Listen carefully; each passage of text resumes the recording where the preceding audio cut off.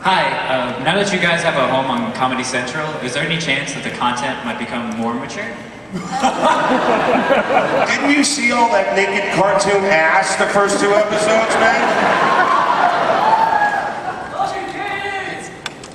We have the opportunity to go in that direction. We're trying to restrain ourselves, I would say, at this point. I was just telling some people we gotta, as far as the standards and practices at Comedy Central, really the only note we've gotten so far was on the second episode this year when we had the comedian Chris Elliott playing this giant spaceship that censored things that offended him. So if he heard a word he didn't like, he would go boo and drown it out. So in the script it said there was a bleep over this word, and so the note we got from Comedy Central was, well, what were they going to say? Because maybe you can say it on Comedy Central.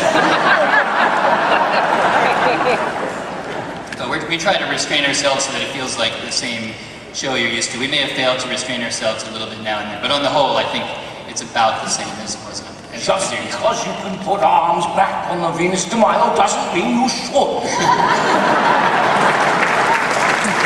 A Kid Robot Baby Bender t-shirt sign. I don't even have those. In one of the commentaries, you talk about having to rewire the soundstage because of perceived feedback, but it turned out it was just coming from Billy West. Is that something, Billy, that you can do at will, or are there other unique things you could demonstrate for us?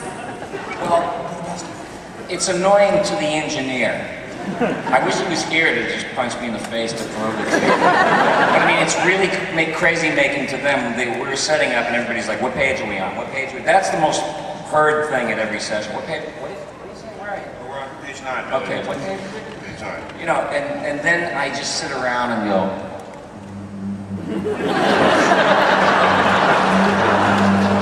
There's a hum somewhere. I gotta find this hum. Where is that?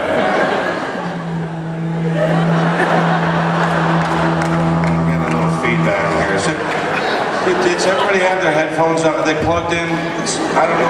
Could you all turn off your cell phones? Yeah, are the cell phones off? Because we... and everybody like a sitcom all at once goes, oh, it's just Billy.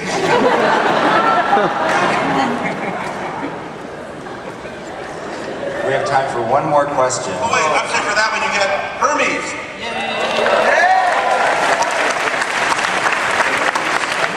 Okay, one more question. Make it a really good one, no pressure. That everyone can answer and take up more time from the next panel. Why was it that you made the romance between Fry and Leela end so suddenly? Why? Wait, stay tuned, my friend. Oh my gosh. There's going to be plenty of opportunities this year for Fry to resume his love interest, his chase of Leela, and that will resume actually this week. The sci-fi episode Matt mentioned, with them going ever further into the future, has a romantic twist that Fry goes into the distant future, but Leela is left behind. So he misses her, and he wants to find some way to go 1 billion years back in time. Is that the episode titled Not Moonlighting? And for that question, you know, I've made a lot of merchandise over the years. But this, I think, may be the supreme artistic achievement. Chef Bender.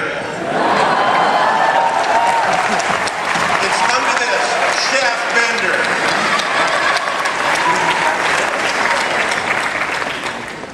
Okay, and we also want to talk about, you saw in the animation we showed by Crystal here, directed by Crystal, written by Patrick Brown. Who also he channeled Fry and wrote the actual Delivery Boy Man comic book, which is going to be given out free, right? Free? Yes, it's free. Free at Fox Booth 4313 and at Bongo number 2519. So get them while they're hot.